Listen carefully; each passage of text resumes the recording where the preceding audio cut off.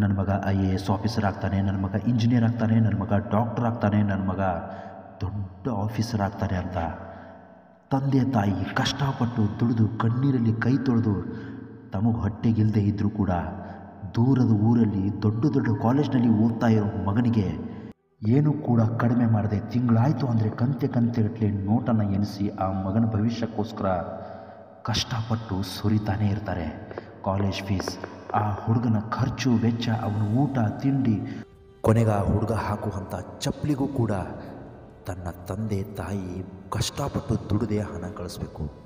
ಆದರೆ ಹುಡುಗ ಸಿಟಿಲಿ ಏನು ಮಾಡ್ತಾ ಇದ್ದಾನೆಂದರೆ 4 ಜನರ ಸ್ನೇಹಿತರ ಗುಂಪನ್ನು ಕಟ್ಕೊಂಡು ಸಿಗರೇಟು ಪಬ್ಬು ಬಾರು ಅಂತ ಟೈಮ್ ವೇಸ್ಟ್ ಮಾಡ್ತಾ ಹುಡುಗಿಯರ ಜೊತೆ ಸಹವಾಸ ಮಾಡ್ತಾ ಅವನಿಗಿದ್ದ ಅಮೂಲ್ಯವಾದ ಸಮಯವನ್ನು ಅವನು ಪ್ರತಿದಿನ ವ್ಯರ್ಥ ಮಾಡ್ತಾನೆ ಇರ್ತಾನೆ. ಡಿಯರ್ ಫ್ರೆಂಡ್ಸ್, ಈ ಗುಂಪಿನಲ್ಲಿ ನೀವೆಷ್ಟೋ ಜನ ಇದ್ದೀರಾ ಅಂತ ನನಗೆ ಗೊತ್ತು.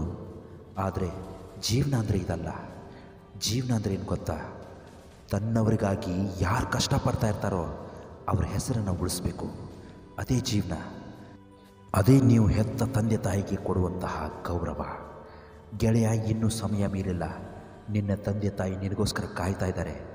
ನೀನು ಬರ್ತೀಯ ಅಂತ ನಿನಗೋಸ್ಕರ ಕಣ್ಣೀರಲ್ಲಿ ಕೈ ತೊಳಿತಾ ಇದ್ದಾರೆ. ನನ್ನ ಮಗ ದೊಡ್ಡ ಆಫೀಸರ್ ಆಗ್ತಾನೆ ಅಂತ ಕಂಡವ್ರ ಮುಂದೆ ನಿನ್ನ ಬಗ್ಗೆ ಜಂಬ ಕೊಚ್ಕೊಂಡು ಪ್ರತಿದಿನ ಕಾಯ್ತಾ ಇದ್ದಾರೆ. ಅವ್ರ ಆಸೆಯನ್ನು ಮಣ್ಣು ಪಾಲು ಮಾಡಬೇಡ. ಅವ್ರು ಯಾವತ್ತೂ ಕೂಡ ನಿನಗೆ ದೇವರೇ. ಅವ್ರ ಆಶೀರ್ವಾದ ನಿನಗೆ ಯಾವತ್ತೂ ಕೂಡ ಇದ್ದೇ ಇರುತ್ತೆ. ಹೊರಡು. ಸಾಧ್ಯವೇ ಇಲ್ಲ ಅಂದ್ಕೊಂಡ್ರೆ ನೀನೇನು ಸಾಧಿಸೋದಕ್ಕಾಗಲ್ಲ. ಪ್ರಯತ್ನ ಪಟ್ಟರೆ ನಿನಗಾಗೂ ನಷ್ಟ ಆದರೂ ಏನು?